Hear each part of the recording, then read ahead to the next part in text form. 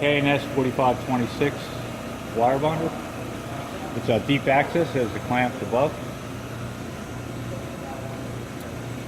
You can see the tools below it. This has capability of using either a 1/2 inch spool, which would be right here, like this, or the 2 inch spool, which I have loaded in here right now. Just be careful taking the cut. And you can see we got a 2 inch spool of gold wire. That's 1 mil wire, wedge wire. It's fed through the glass tube here, underneath the glass slide. You can see that there. And then down through the little eyelet here. And it comes down through the clamps and then through the wedge tool. Now while we're here, I just wanted to point out we do have a vacuum hold down type. We have a vacuum line coming here to hold down the your substrate and release the vacuum there. And you can see there's a little hole in the center here, so it's being held by the vacuum is being pulled through that hole. So what you would do here is bring your coupon over, your work holder, your workpiece over top of the hole, and then you just push down on the lever, and now it's being held by vacuum. Now this work holder has a rotation availability on it. It's set at 150 degrees Celsius, and that's required for doing gold wire. We do have an area light here with the switch. You can see that that's operational if you need to use that. But right now we're using the fiber optic lighting, which is controlled by the source up top here. You can increase the intensity, decrease it, power on and off. And just one thing to point out too, it does have the target capability there. You can see the little crosshair that's generated. So what you do is you do a bond, you align your target to where the bond is placed, and then from there on you can, as you move your work holder around, you can see that the target follows. I don't know if you can see that. Alright. Just put the lights back here on. And then we got the Leica MS5 Microscope. And you can go from 4, 2.5, 1.6. You can increase your magnification.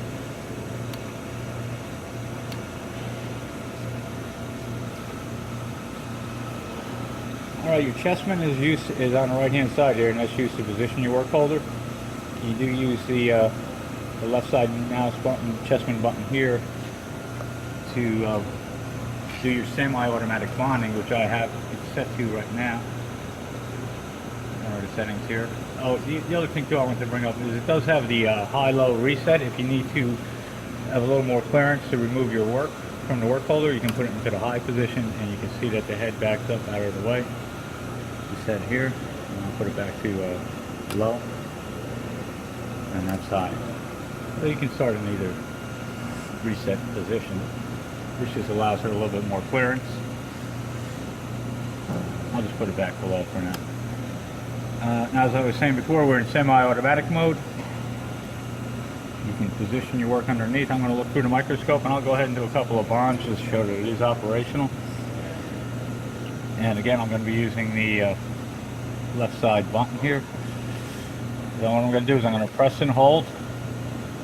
It's going to bring me to the search level. That can be adjusted with your search adjustment for position 1. Now it's that loop, and it automatically steps back. That's adjusted by your step back potentiometer. I'll have to point that out. And then you'll do your second bond. Let's go ahead and... So that's bond 1. We're at loop, and it's step back. Press and hold for search 2. You can reposition if necessary. Release, and the bond is made. Again, search 1. Release. First bond, it steps back and moves into the loop position, and then search 2, release, and you'll make the bond. Just increase the search 2 a little bit. I just want to point out too, there is a stitch button. That would be your right button here on the chessman, the right side button. And I'll go ahead and do a stitch. And what I'll do is after the first bond, I'll hold the stitch button. So here we're at bond 1. We're up to loop. I'm going to hold the stitch button and go ahead and do bond 2. And as you can see, I can continue on making bonds until I release the stitch button. I'm going to release the button now. And I was able to finish the bonding process. Again, it's search 1, release. At this point, I'm going to hold the stitch button. We'll do one stitch here, release. Okay. Alright, so you see that it is bonding here. I just want to point out a few things here. We do have a test button here, and that's to test your ultrasonic, so you do want to see that ultrasonic light turn on when you press the test button. We have a clamp open and close. The clamps are open at this point. And we do have our area light, which I showed before. Just one other feature here, when you go in to thread the wire, you're able to lock the clamps open by just moving this out and putting that into a little catch that's there. And as you can see, the clamps are open here, and it helps with threading the wire through the tool. And then when you're done, you can always just release it back in there. It's just a nice feature.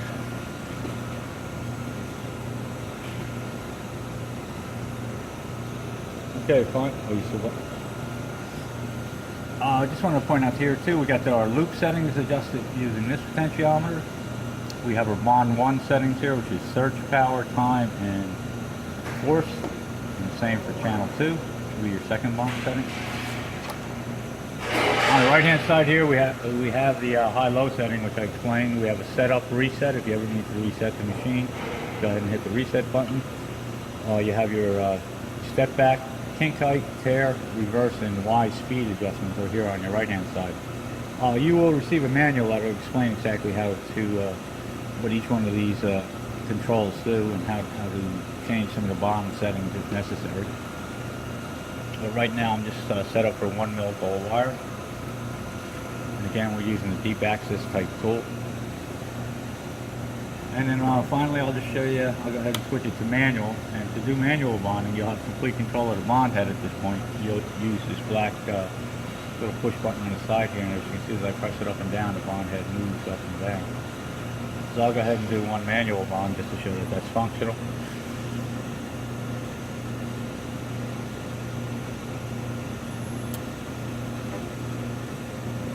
So it does still do the step back, but you'll have complete control of bond 1 and bond 2.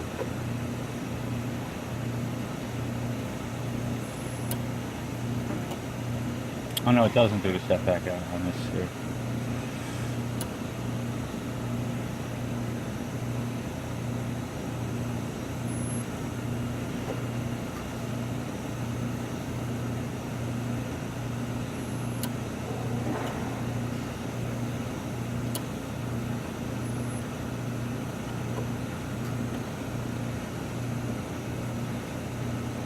So that's your manual bonding. Alright, on this test coupon here I have an IC, so I'm going to do a couple of bonds from the substrate to the IC.